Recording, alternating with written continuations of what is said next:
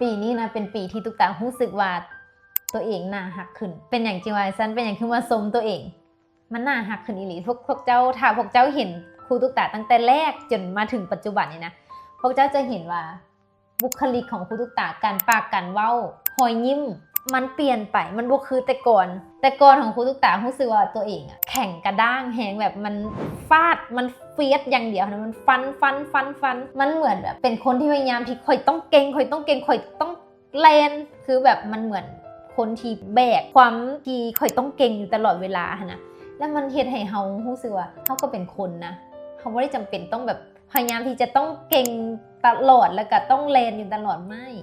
จำเป็นตุ๊กตารู้สึกว่าหอยยิ้มของตุ๊กตาปีนี้ปีหลังๆมาเนี่ยตุ๊กตาอ่อนโยนขึ้นมันให้ได้ตุ๊กตาหักตัวเองหลายขึ้นแล้วก็สิ่งหนึ่งที่ตุ๊กตารู้สึกได้เลยข้อที่หนึ่งคือตุ๊กตาขอโทษคนเป็นขอโทษในสิ่งที่เฮามาทบทวนแล้วว่าเฮาผิดอีหลีเฮามานั่งวิเคราะห์แล้วว่าเฮ้ยเรื่องนี้มันเฮาผิดว่ะเฮาต้องไปขอโทษข้าเจ้าอย่างจริงใจตุ๊กตารู้สึกว่าการที่คนคนหนึ่งนะกล้าที่จะยอมรับผิดและขอโทษอย่างจริงใจได้นะตุ๊กตาว่าเก่งนะเพราะว่าอย่างหลายๆครั้งหลายๆทียิ่งเฮาเก่งเฮายิ่งมีอีโก้พวกเจ้ายิ่งเฮามีความสามารถเฮายิ่งมีอีโก้ครอบหัวเฮาแล้วเฮาจะรู้สึกว่าข่อยบ่ผิดเฮาจะหาข้ออ้างทุกอย่างที่ข่อยบ่ผิดนั่นแหละแต่ในปีนี้ตุ๊กตาขอโทษคนเป็นเรื่องบางเรื่องที่ตุ๊กตารู้สึกว่าเฮ้ยถึงแม้มันจะเป็นเรื่องเล็กน้อยแต่ตุ๊กตารู้สึกว่าข่อยมีส่วนดีผิดขอโทษเลยลูกน้องก็อย่าถามว่าอันนี้เฮ้ยบ่ได้ตุ๊กตาขอโทษเลยอย่างสินะมันเฮ็ดให้ตุ๊กตารู้สึกว่าจิตใจของตุ๊กตามันอ่อนโยนขึ้นสิ่งที่สองคือใจมันเย็นลงอย่างเห็นได้ชัดเจนอาจจะเป็นน้ำตุ๊กตาแบบเริ่มมาอยู่กับธรรมชาติหลายขึ้นมาปลูกดอกไม้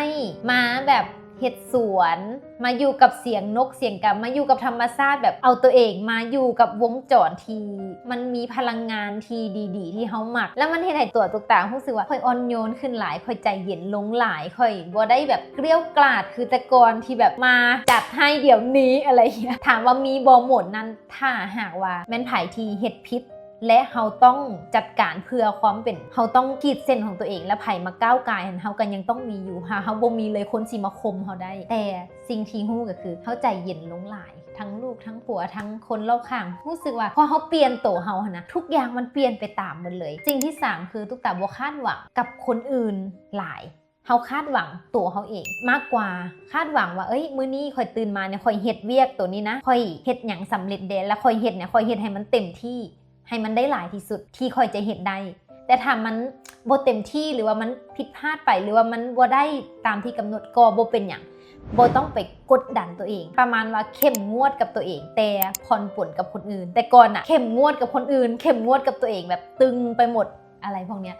มันเฮ็ดให้ตุ๊กตารู้สึกว่าตุ๊กตามีความสุขขึ้นหลายเลยในจุดนี้และข้อสุดท้ายคือตุ๊กตาวางบางเรื่องที่มันหนักอึ้งมาหลายปีล่างยาวมาหลายปีตุ๊กตาวางมันกล้าวางมันแต่ก่อนเขาจะรู้สึกว่าเขาต้องแบกเขาบ่กล้าที่จะปฏิเสธหรือว่าวางบางเรื่องที่เขารู้สึกว่าเขาต้องแบกไปอีกเขาต้องไปอีกเขาต้องได้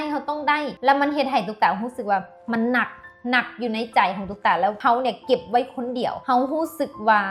มือที่เขาวางทุกๆอย่างออกแต่เขาก็ยังเฮ็ดเวียกไปเรื่อยๆอยู่มันเบาในสนิทที่ตุ๊กตาบ่เคยคิดเลยว่าตุ๊กตาจะมีความสุขขนาดนี้มันรู้สึกเอนจอยมันบ่ได้รู้สึกตึงเครียดขนาดเท่าที่ผ่านมาฉะนั้นแล้วในปีนี้ตุ๊กตาเชื่อเลยว่ามันจะเป็นปีที่ตุ๊กตามีความสุขและก็ตุ๊กตาจะ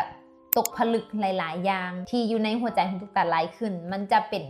ปีที่ตุ๊กตาได้เรียนรู้เรื่องจิตวิญญาณที่มันลึกซึ้งขึ้นกว่าเก่าตุ๊กตาก็บ่ฮู้ดอกว่าตุ๊กตาจะเก่งขึ้นส่ำใดหรือว่าจะเป็นคนที่ดีขึ้นได้สำเร็จแต่ตุ๊กตาพยายามที่จะเรียนรู้ให้ได้หลายขึ้นเกี่ยวกับเรื่องจิตวิญญาณเพราะตุ๊กตามักด้านนี้เนาะแม่นไผที่ฟังคลิปนี้แล้วรู้สึกว่าครูตุ๊กตาเปลี่ยนไปแท้บ่หรือว่าคือเก่า ลองคอมเมนต์เด้อเพราะว่าเฮาเบิ่งเฮาเองเฮารู้สึกที่แต่ว่าเฮาบ่ฮู้ว่าสายตาคนอื่นจะเป็นแนวใดลองคอมเมนต์ให้เด้อสำหรับคลิปนี้ลาไปก่อนแล้วเจอกันใหม่ในคลิปหน้าสวัสดีขอแนะนำตัวเองจักหน่อยนึงเนาะเพื่อว่าบางคนอาจจะยังบ่ฮู้จักกับตุ๊กตาเถื่อเนาะตุ๊กตานอกจากที่จะเป็นคนที่ออกมาสร้างแรงบันดาลใจหรือว่ามาเฮ็ดคลิปให้แรงบันดาลใจต่างๆแล้วตุ๊กตายังเป็นครูสอนเกี่ยวกับเรื่องการตลาดเรื่องลิงก์แอดโฆษณาเรื่องการสร้างตัวตนเรื่องการเฮ็ดคลิป เรื่องการตัดต่อทุกอย่างที่จะสร้างรายได้จากออนไลน์แมนครูตุ๊กตาจะมีสอนทั้งหมดเลยเป็นไผ่ที่เห็นคลิปครูตุ๊กตาคลิปนี้ครูจะขายนะ ถ้าไผ่ที่อยากที่จะเรียนรู้อยากศึกษาพัฒนาตัวเองมักสไตล์ในการสอนแบบที่ครูตุ๊กตามักการถ่ายทอดแบบนี้ไผ่ยังเรียนคอร์สใดสามารถที่จะทักมาได้หรือว่ากดโทรเข้ามาทางเพจของเราได้เนาะเพื่อสอบถามรายละเอียดว่าคอร์สมีหยังแดคอร์สราคาเท่าไหร่และคอร์สเป็นแนวใดสามารถทักเข้ามาได้เลยเด้อ